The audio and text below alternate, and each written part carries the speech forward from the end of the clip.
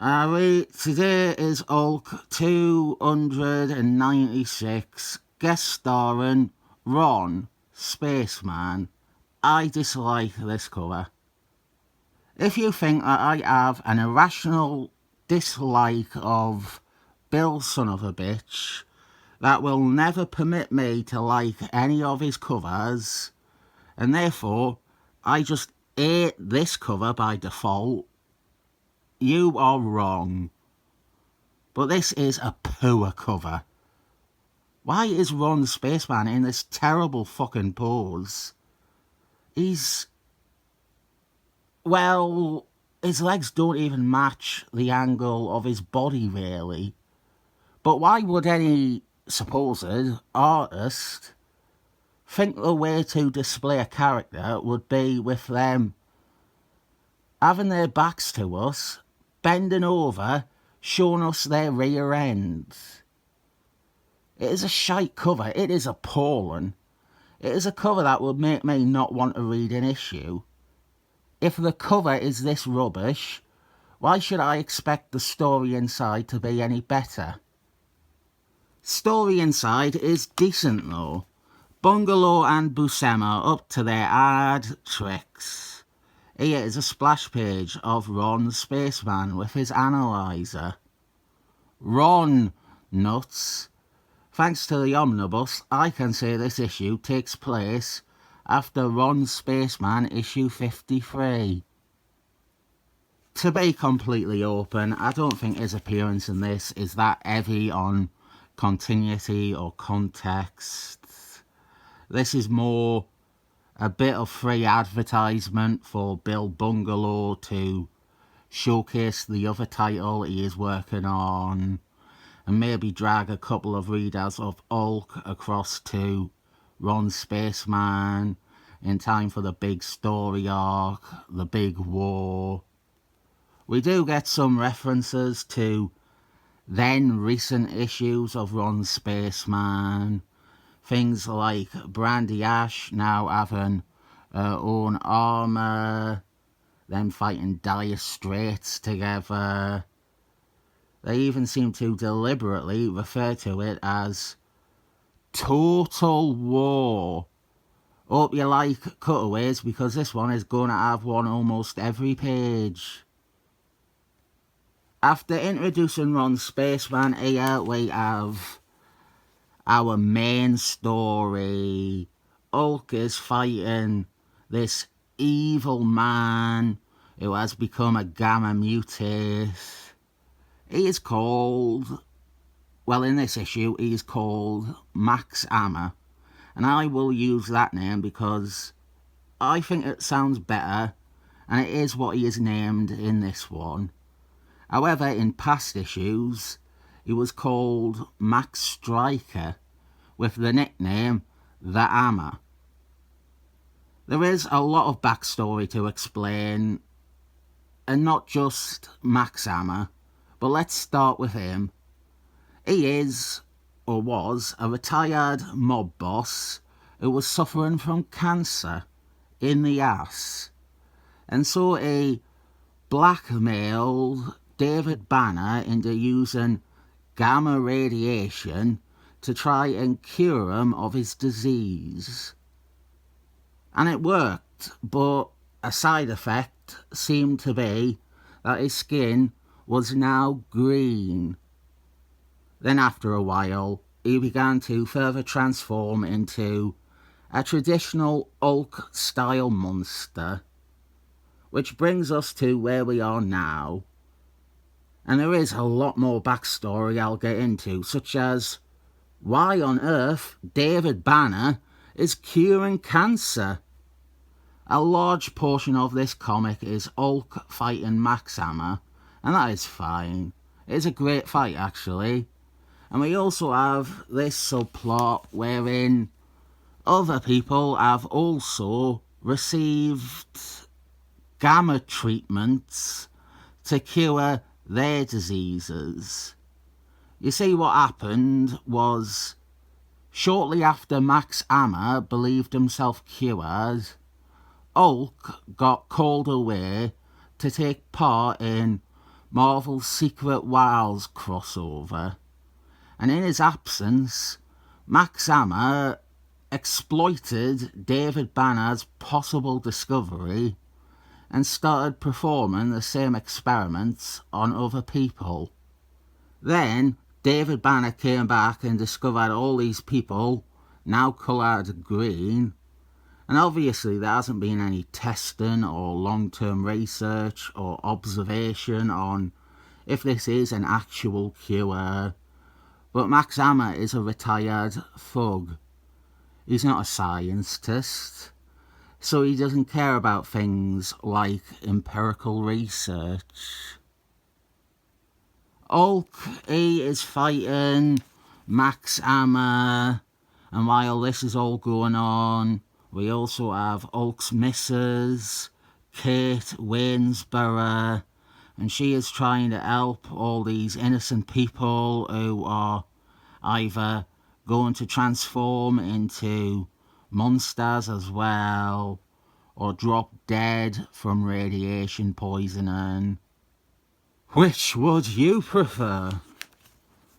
During all of this, Hulk is going through some stuff because, you see, this isn't your typical Hulk setup. Hulk is intelligent. Hulk is in possession of David Banner's brain. David Banner is controlling Hulk. It is Hulk with David Banner's brain, like issue 2 of What If. This is generally considered to be one of the weakest, physically weakest variations of Hulk. The underlying idea being that David Banner is too human and too worried and too nervous and too considerate to ever really tap into Hulk's true levels of strength. If you want an explanation for how this change to Hulk came about, you'll be left wanting. The official line is that he was exposed to even more gamma energy during a space battle with the Galaxy Master, and that is how David Banner came to be the controlling force within Hulk. Well, that is a bit of a cop-out because there is an entire issue after that one where he is acting like the standard dumb Hulk persona. After that one, we just had Hulk, but it was now David Banner. It was David Banner in the driving seat. David Banner was in control. It was David Banner who was speaking as Hulk. It's obviously a very interesting and new prospect to explore with the character. Now, David Banner's transformation into Hulk isn't a curse, but it is, well, it can be a boon. Now he can use Hulk for good. Due to this, and Hulk's history of helping humanity even before David Banner was in control, Hulk is given a presidential pardon for any past rampages, and they have a parade for Hulk. This is a very different Hulk though. It is a Hulk that is intelligent. It is Hulk with David Banner's brain. And this was a setup for almost 3 full years of Incredible Hulk. As said though, this Hulk is nowhere near as powerful as a regular Hulk. And I do think it is entirely on account of David Banner and David Banner's weaknesses. During the fight, Hulk discards the crutch he has had to use.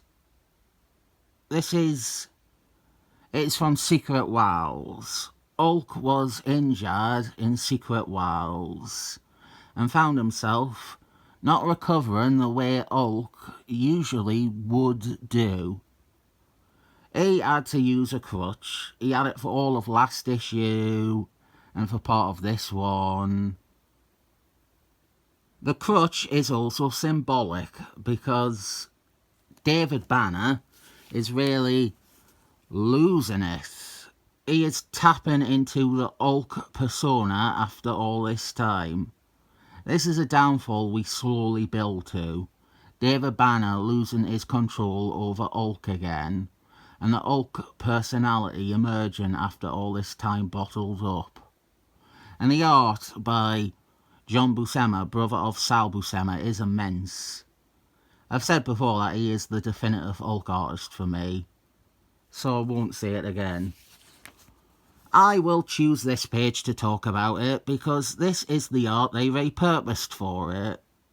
This issue has been a problem for Marvel because all this stuff with Max Hammer, the other Green people, even the re-emergence of Hulk and the stuff with Kate Waynesboro too, is all actually very important to the title. Max Hammer has been around for a few issues.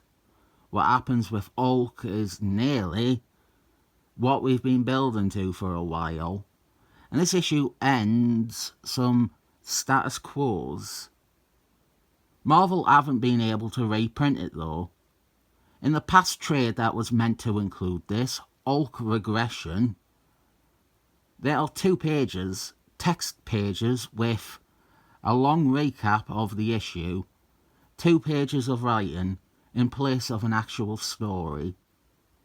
The problem was Ron Spaceman's appearance. They don't own the rights to Ron Spaceman, and probably still don't have the rights to reprint this appearance of Ron Spaceman in a Hulk collection. It is a license thing. You are being overly hopeful with regards to thinking it will make an appearance in a Hulk Epic collection. I'm not saying never, but there would be no reason for Hasbro to sign off on that besides feeling charitable. The profits between Hasbro and Marvel are shared for Ron Spaceman. I doubt it is even equal shares. It will be a deal they agreed on. A Hulk Epic collection containing 1 issue of Hulk that has an appearance of Ron Spaceman. Marvel are going to contend that as much as they can that it is only 1 issue, and that Hasbro share be severely disproportionate to their share, since it is only 1 issue in a collection of 20 or so issues. And Hasbro are more likely to go, well fuck that, no, you cannot have permission to include it. On digital platforms, this is where it gets fucking interesting. This is the cover they have for it currently on Marvel Unlimited and on Amazon, and what was once Comixology. This is a censored version. It is, as you might have noticed, you can present some of this issue because Ron Spaceman isn't even there. The splash page blacks out a text box because it mentions Ron Spaceman. The crazy thing though is for years, Marvel either didn't realise or they did so knowingly, which they could easily be sued for. On Marvel Unlimited, they used to have the full issue, uncensored, unaltered, Ron Spaceman on full display. I genuinely think they didn't know. Even the cover was the proper cover. They have since changed it. Now it has that makeshift cover using the art from a... What I find deplorable though is they offer this partial issue, an issue that is both censored and has had multiple pages removed and nothing put in their place to even explain what happens. They sell a single, incomplete digital issue at the same price as a standard, regular, single digital issue, with no warning anywhere that it isn't a full issue. Hulk versus Max Hammer though, and during their fight, Ron Spaceman shows up. I will quickly explain another part of the setup I have left until now. David Banner was working at a lab alongside Kate Waynesboro. They were researching gamma radiation and its potential to cure diseases. Now this entire plotline with Max Hammer and these people might make more sense. David Banner and Ulk as well, I guess, began dating Kate, and this too was unique because, much like Jarella in the past, Kate Waynesboro had no reason to fear or distrust Ulk because she only knew Ulk in the form of it being David Banner. Ron Spaceman, and I call bullshit on this, he uses his neutralizer to neutralise the gamma cells in these people's bodies, which restores them to how they were before the treatment. E.g., they are all sick and dying again, but at least they're not green. You'd think if Ron Spaceman's neutralizer could cure gamma radiation poisoning this easy, he would use it on his friend and partner Dickie Jones, who is currently dying from cancer in the ass. That is worth a mention, actually. Bill Bungalow is writing 2 books that are doing plots about people having cancer and linking it to gamma radiation, and it is badly juggled between the two. Ron Spaceman leaves to go and help Hulk fight Max Hammer, and this fight we have is great.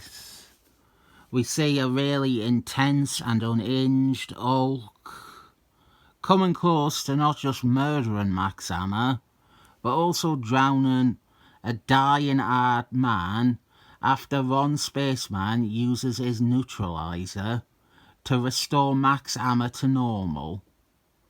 We then have a fight between the heroes, Hulk and Ron Spaceman, and Bill Bungalow pays a lip service to the giant stinking plot hole he has created for himself.